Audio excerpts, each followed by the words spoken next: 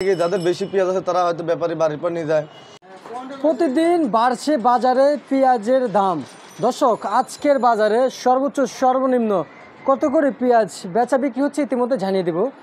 কথা বলবো আড়তদারের সাথে। দর্শক, পাবনার পেঁয়াজ সহকারে ফরিদপুরের পেঁয়াজ, বিভিন্ন জেলার যে পেঁয়াজগুলো বাজারে রয়েছে এগুলা আজকের বাজারে কত করে বাজারে বিক্রি হচ্ছে ইতিমধ্যে জানিয়ে দিব আপনাদের মাঝে। দর্শক, যেই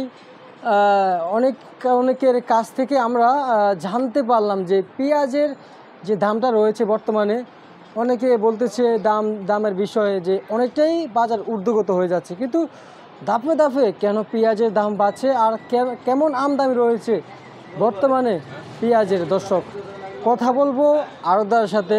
দ্রব্যমূল্য যেই দাম রয়েছে, যে দামটা রয়েছে তা ইতিমধ্যে জানিয়ে দিব। দর্শক, সঙ্গে থাকেন, সরাসরি কথা বলে জানিয়ে দিব আজকের পেঁয়াজের বাজার দর। আসসালামু আলাইকুম। ওয়ালাইকুম আসসালাম। ভাই কেমন আছেন? জি ভাই, আলহামদুলিল্লাহ ভালো আছি। আপনি কেমন আছেন? জি আলহামদুলিল্লাহ ভালো আছি ভাই। বাজারে পেঁয়াজের আমদানি কেমন হচ্ছে? পেঁয়াজের আমদানি আছে মোটামুটি। মোটামুটি না? জি। দাম আজকে বাড়ছে না কমছে ভাই? দাম বাড়ছে আজকে। দাম আজকে বাড়ছে। দাম যে প্রতিদিন যে বাড়তেছে এটার কারণ কি ভাই একটু বলেন না? এটা বাইরের পেঁয়াজ আসছে না, বাইরের পেঁয়াজ না আসার কারণে আমদানি কম হওয়ার কারণে এই জন্য দাম একটু ঊর্ধ্বগত। কিছুদিন যে বৃষ্টি বাদল বৃষ্টি হচ্ছে, ওয়েদার খারাপ, এই জন্যই হয়তো দাম বাড়ছে। আচ্ছা, পেঁয়াজ কি কৃষকের কাছে থাকে না ব্যাপারীদের কাছে থাকে?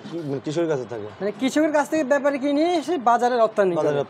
আচ্ছা, আজকে দুই-তিন তো ভাই কৃষকের কাছ থেকে তো পেঁয়াজ আনতে পারতেছে না ব্যাপারীরা। বৃষ্টি ছিল, আজকে তো ওয়েদার সুন্দর, মানে বৃষ্টি কম হচ্ছে। আজকে কেমন চাহিদা আছে ভাই?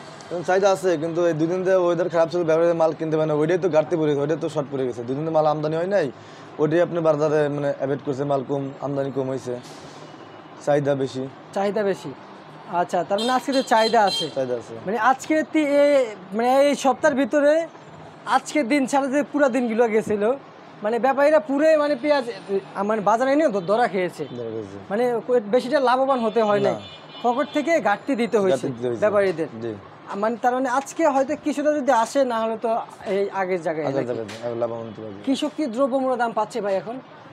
কৃষক দ্রব্যমূল্য বলতে কোনটা, মানে যে ন্যায্য দামটা পাচ্ছে কিনা? হ্যাঁ পাচ্ছে, অবশ্যই পাচ্ছে। কৃষক ন্যায্য দাম পাচ্ছে, অবশ্যই পাচ্ছে।